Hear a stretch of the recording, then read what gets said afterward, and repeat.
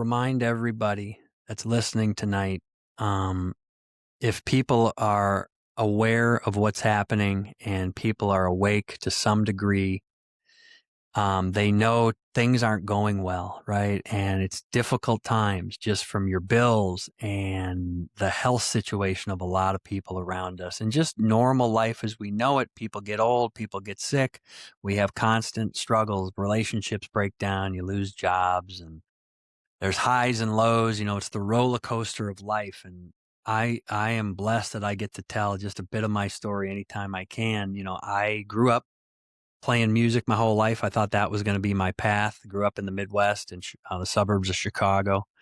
My gramps was a businessman, respected guy. I look up to him as like one of my heroes in life. I loved him so much, and was always kind of the role model. So I did music my whole life with my brother up until like my 20s, and had a lot of fun doing it and thought that was going to be the path. But I think subconsciously I always thought, man, the business world is where I need to be, and really didn't realize even at the time that the music business was enough of a business. I could have stayed in that path, but I put that on the shelf, went into the business world and did a couple different things, and ended up being an insurance broker for a period of time, and was very successful in the beginning and had a good trajectory. I had a good path set out for me. If I wouldn't have screwed it up, you and I wouldn't have been talking.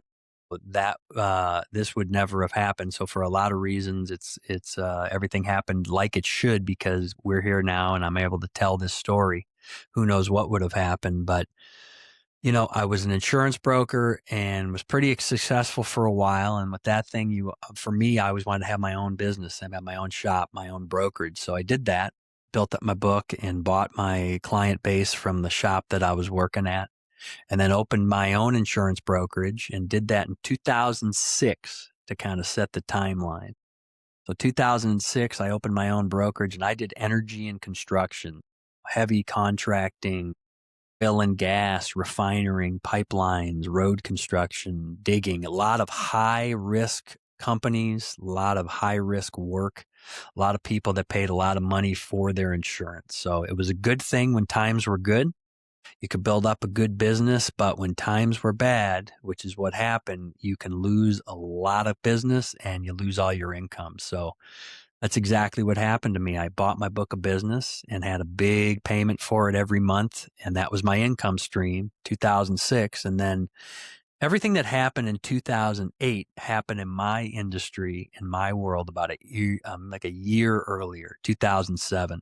So I started the economy in that industry, and that industry group started collapsing. So I started losing clients left and right. They started losing their jobs. And when that happened, they just canceled their insurance, maintained the bare minimum, and all that income, all that commission goes away like instantly. So all of 2007, all my clients were going away, and all that income stream that I was still paying for disappeared. So now I'm going upside down.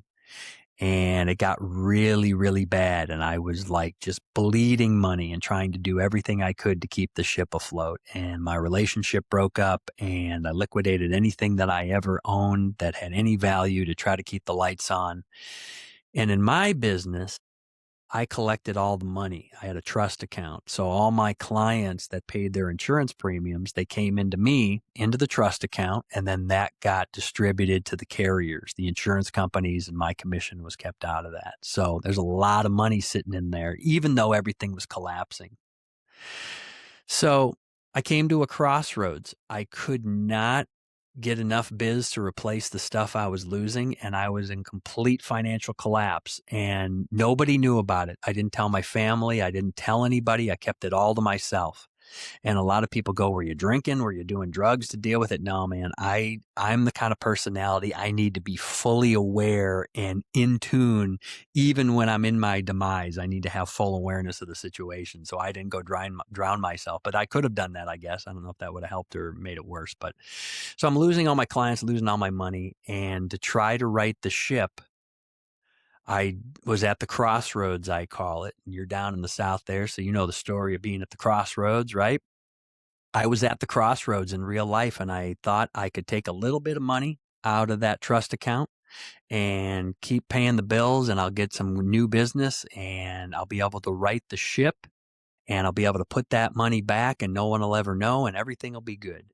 And I knew before I ever did it at that crossroads, that was highly illegal because you can't touch that money. That's your fiduciary as being a licensed insurance broker, right? With financial services. But I did it. And the exact opposite of what I thought was going to happen happened. I didn't get any new business. I kept losing. I couldn't right the ship. And now I've committed the crime. And you've got every time I transferred 10 grand or more from that trust account into my business operating account to pay rent and pay payroll and to try to keep the lights on, that's a class 2 felony. So at the end of the day, after that 6 months or wherever it was when I was trying to do that, I had committed, I don't know, 27, 28 felonies with each wire transfer. So put that on the shelf, okay?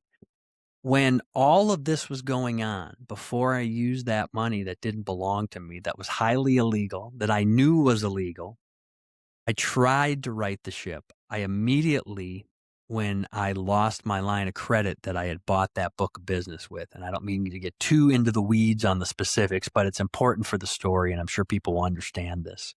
Before I dipped my hand in the cookie jar, so to speak, I had tried to fix things. I contacted all my insurance companies. I contacted the Department of Insurance and said, look, I'm stuck. The bank that had my note for the book of business is calling it in, and they're going to suck it out of my account. So I'm going to be upside down, and I'm losing business. I've got like a perfect storm here, but I need some help. I need you guys to help me restructure the debt. And they said, we'll do it. I remember AIG. If anybody knows AIG, they were pretty well known in the biz before they changed their name after the big 2008 bailout. AIG was one of my biggest insurance carriers, and I was very successful with them. And I called my reps over there, and they said, we're going to help you.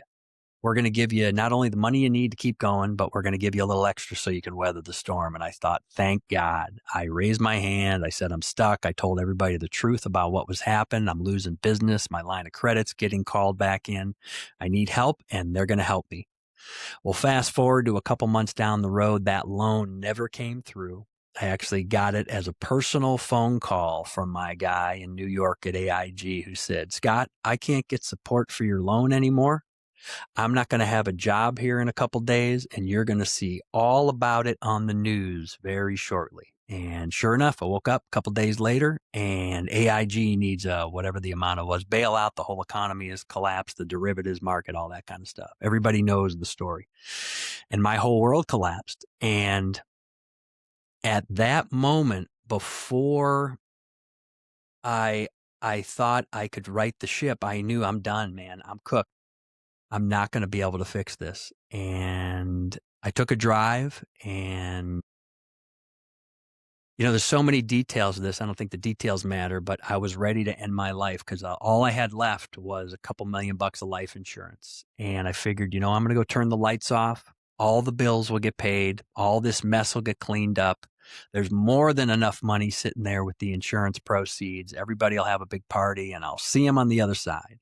That was my thought process. And I planned accordingly. I'm not proud to say it, but I researched like the best way to do it, the best way to end my life and all the things with that, and had a couple different ideas and said, I can't do that. I can't do this. One of the resounding things was always, I can't have my mom finding me that way or like that. So I decided I was just going to put a gun in my mouth, turn the lights off. So I took a drive one morning up to the mountains, a place called Jerome, Arizona.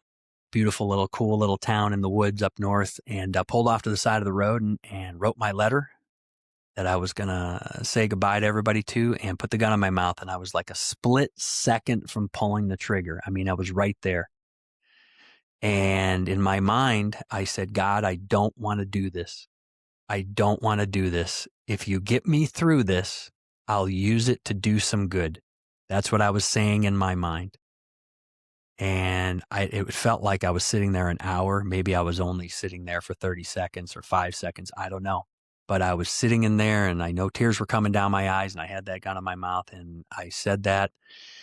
And I put the gun down and went back down to the valley and dealt with all the problems. And I had a couple of years of just hell. and I got indicted by the Attorney General's office for all those wire transfers of fraudulent schemes and artifices they call it, and money laundering and all those things. They put every charge on there, and called my lawyer, and he said, Scott, it would have been better for you to get taken out on the evening news in handcuffs from your office. I could have defended that. You already told everybody what the problem was and what you were dealing with and doing, and I can't defend you. You've already admitted guilt on all this stuff. So all I can do is mitigate your prison sentence. So I was accepting of that. I'm already now at this point, a year and a half maybe of being beyond that moment up in Jerome with the gun in my mouth. And I had already accepted and knew what my fate was. So I was already planning I was going to go to prison for a year or 2 years, whatever it was going to be when I had to go to my sentencing. And when I got out, I was already putting this plan together of I'm going back to music because that's my first love. That's what I've been put on this place to do. And I'm going to tell my story to anyone that will hear it and use a combination of the music and me telling that story to try to do some good, to keep that promise that I made in that car that day to God. And I was just planning it out. I was just going to put a little tour together and go tell the story and play fundraisers, try to help them raise money with them having me at their event, playing some music and telling that story. And that's what I planned on doing. Fast forward, the legal battle finally comes to an end. It wasn't really a battle. I just had to go and admit guilt before the judge that summer of 2011. And that was, as I always say, the most demoralizing day of my life because, Mr. Helmer, how do you plead? I plead guilty. I felt like the biggest loser in the world because for me, being a kid from the suburbs of Chicago that had a grandfather who was a successful businessman who did everything on the up and up, I was the black sheep of the family in my town and of my circle, and I was just the scum of the earth. So that was a tough day. And I remember the judge saying at that when I pled guilty, he goes, "Mr. Helmer, I'll see you back here on September 1st. This was June something that I was there. I have to review a lot of information on your case, and when I see you back here for your sentencing, we'll see how it goes," something to that effect. And so I always say, needless to say, that was the longest, hottest summer in Arizona I ever spent, just preparing to go to prison. But I was in a completely different mode because I was already accepting that I was going to go. I'd be out in whatever it was, a year, 2 years. I had no idea. But I was already moved beyond mentally in my mind that I was going to go keep this promise and do this work. So I was okay with it. So I go down early in the morning, September 1st, to my sentencing, and I was blown away because so many people spoke on my behalf, clients that were clients of mine who spoke and wrote letters. I had letters from all former clients and people I had done business with. A lot of kind of the resounding thing was if Scott would have just told us that he was stuck and needed some help, we would have helped him in a second. Like, my whole deal came down to about 250 grand. That's what I was dealing with. And they were like, man, I would have given Scott that money in a heartbeat. He never told us because I was too proud. I had to fix it all myself. And eventually it was like putting toothpaste back in the tube. I couldn't fix it. So I was blown away by that. And I remember the judge basically stopping the people that were in line to talk on my behalf at my sentencing, say, folks, I've heard enough today. I've made my decision. And I'll never forget it. He said, Mr. Helmer, stand up. And I did. And he said, when you came into my courtroom today, I was sending you to prison. But because you raised your hand when you got stuck, and I'm paraphrasing here, I've never pulled the transcript, nor do I want to. But he said, basically, you told the truth when you got stuck and nobody helped you. And I don't know why. And he goes, basically, if I think people would have known what was going to happen with the economy back in 2008 when all this happened, and shortly thereafter, they would have helped you out or they would have been more apt to work with you. So I'm sending you back out in the world, take care of the bill, and go be a free man and be a productive member of society. And so that's what I did. I walked out of that courtroom, and within a couple months, that would have been September. By January, I was on the road. I borrowed an old pickup truck from my mom, hit the road and started playing those fundraising concerts and just going from town to town. I told my whole story from the beginning. So I had a press release out that told kind of all the details that I just told you guys. And I said, I'm here today to remind everybody, no matter how bad things get, no matter how much hope you have lost, suicide is not the answer, and you can make a comeback. And I'm living proof of that here today, either talking on this interview in this town or doing this podcast or performing live at this fundraiser. Suicide is not the answer. You can make a comeback, and I am living proof of that. And that's what I did, and went from town to town and just kept going and going. And I always tell the story, which I think is very important. For me, I put all those gory details, all the embarrassing stuff in those press releases and in those interviews, and everything was on the table. People could ask me whatever they want. Basically, what was my story? I almost went to prison. I committed a crime. I used money that didn't belong to me. And at the end of the day, they saw that I wasn't buying boats and houses and taking, vacations and all that stuff. They saw that I was using it to try to keep the business afloat. Doesn't mean that it wasn't illegal, but that was the reason.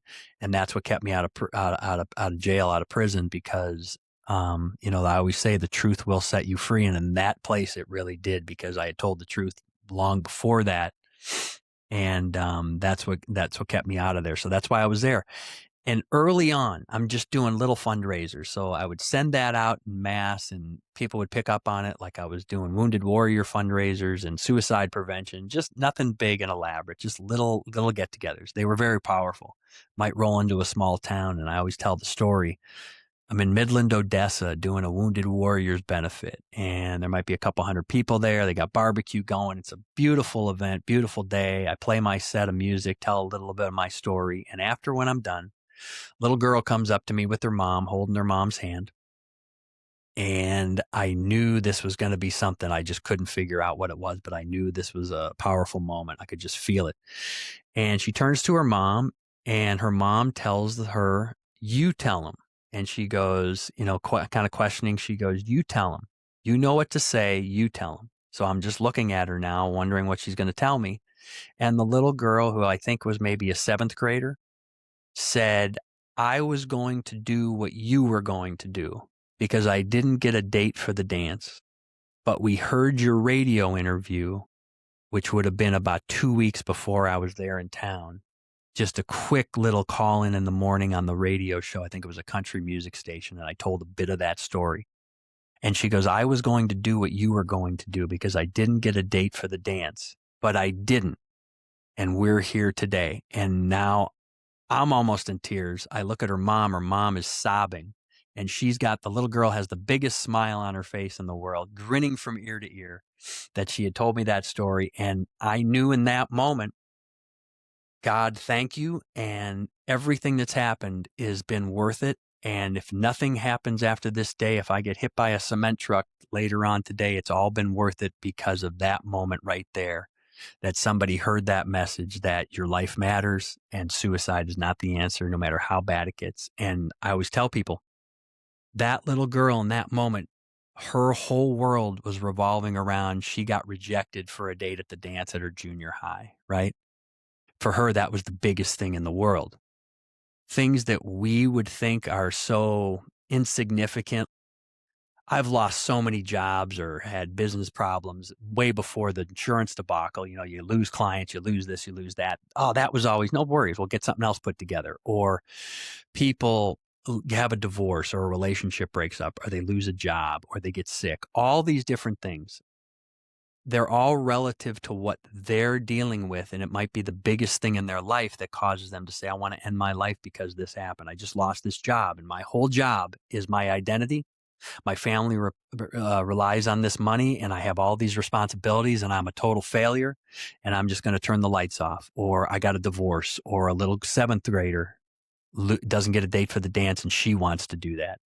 And I've learned that along this journey of doing this now for almost 15 years, people are struggling with things we never know about.